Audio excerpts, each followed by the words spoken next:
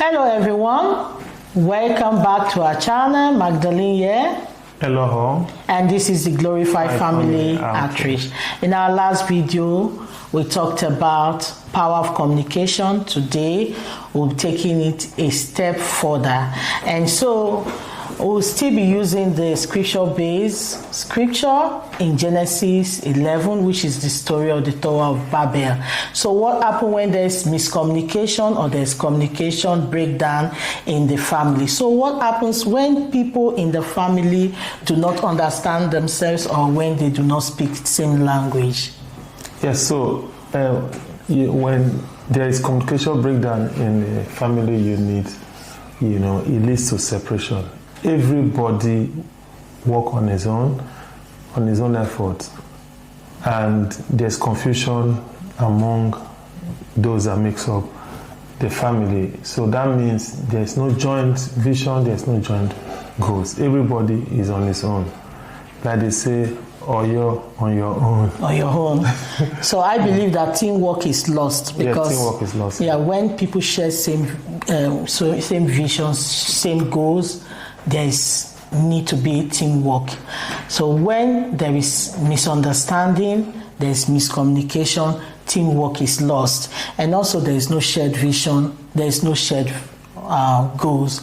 In that scripture, in the Tower of Babel, I also discovered that the project in this system means the goals to be achieved, the vision to be achieved. The project suddenly came to a halt. Yes, because there was no connection between team members. There was no cohesion. So everybody was working on his own, and that affected the project. So it's like I said, it leads to confusion. And when there is confusion, when there is no engagement, everything that you have planned you set out to do definitely will collapse. So in the story of Genesis 11, the project came to a halt because everybody was working on his own and there was confusion. And so the goal was not achievable. Because you can never achieve set goals and vision because there was already a disconnection. Yes. And let's not forget, in our previous video, we made like a brief definition of family. So talking about family here, we're not talking about just family that involves just the spouse, because I know some of you may be wondering, it's just Ella and Magdalene here talking. So I know your family is also involved. The family that we're talking about here is the monogamous family, which is the father, mother, and children, polygamous, extended family that involves relatives and all. And we also have the faith-based family.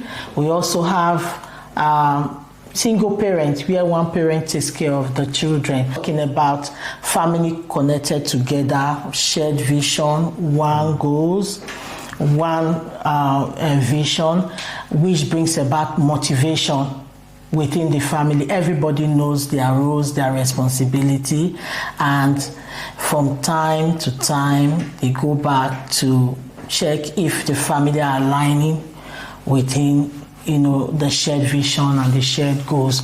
So there is something that came to my mind in the course of this discussion, and that is when there is misunderstanding, that's miscommunication, or there is communication breakdown. Do you think it could lead to conflicts within the family? Yes, so there's always a conflict when people do not speak one language, do not have one mind. There is a clash of interest. My interest is different, your own is different. So most times there's a clash of interest and it leads to confusion. And that definitely will affect the family's shared goals and vision, because it will definitely lead to confusion. Yes, so there's an issue also that has been bothering me. I know you used to talk about that a lot. You say, Cherish, you assume too much. You have like a preconceived idea of what I want to say. So that brings about assumptions. So what is the role? What do you think assumption plays within the family? Yeah, so most times a lot of people are actually guilty of that, the Bible talks, said, be quick to hear and be slow to speak. Most times, we find it difficult to process things before we speak out because we already have a pre-answer to everything. So it actually can affect a team play, where people already have an already made answer to what someone, feels they should do or to say. And that affects, a teamwork when you assume things, you don't get the originality of anything. And that's why you see a lot of people, if they're having a conversation, you just see somebody who just jump in, boom, boom, but let's be quick to hear and be slow to speak. Yeah. Let's be quick to hear and be slow to take actions. So that's the only way you can be able to achieve a teamwork. And that affected them as well, because everybody was assuming, because the roles and responsibilities are no longer clear to every member of the family. So they were assuming. Yeah, so they were getting it in different way. Oh, I thought you said I should bring this man. Oh, no, you said I should bring the block. So there was a bit of assumption there. So assumption without clarification, I know that is a major challenge in families today. So I like that about my second son. He's always quick to bring me back to my senses. Oftentimes when he's coming, I say, "Oh, I know." He said, "Mom, but you haven't heard me. So you have to listen to what I want to say." So eventually when he says it, I always discover that sometimes I'm taking it the wrong way. I just feel you are coming with your wahala again. So family, parents, children, everyone, even the faith-based family, please, let's be very, very careful with issue of assumptions. That has contributed to so many breakdowns in families, separations in families. Yeah, I remember that just brought back memories like what happened recently in my family. Yeah, so I would liken it to there was a prior agreement to do something. Then along the line, the mister decided to do something else. And that kind of it brought a bit of disappointment to me. And there was a little conflict. And my kids were also involved. I was angry, but I was a bit careful.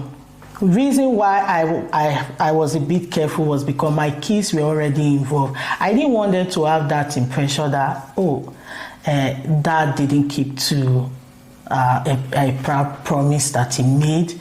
So I needed to change that narrative. So I had to let go of the conflict. I have to step in to make sure that everyone in the family comes back together.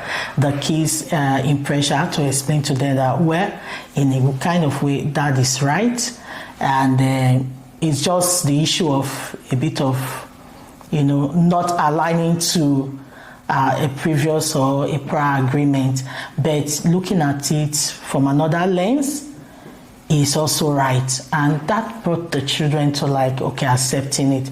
So I just want to encourage families there. Like I always say in our videos, we are not painting a perfect family here, so we are just here to share experiences using both past, present experiences and also the faith-based scripture to, be discussing issues affecting families. So you are free to share your own. You didn't say something, when dad looked at it critically, what happened?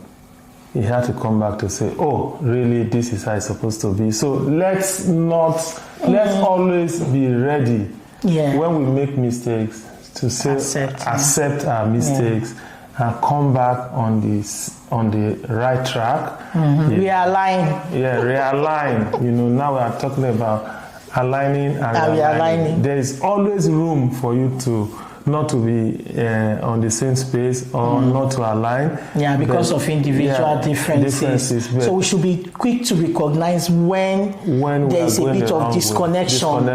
Yes. Because what you experience as time goes on, you see some people, some members of the family will be derailed from the right track, but you should be ready, to come back to that track and say, oh, I'm sorry, this is the way it is, sorry for going this way, and this is the reason I went this way, but thank God I'm back now.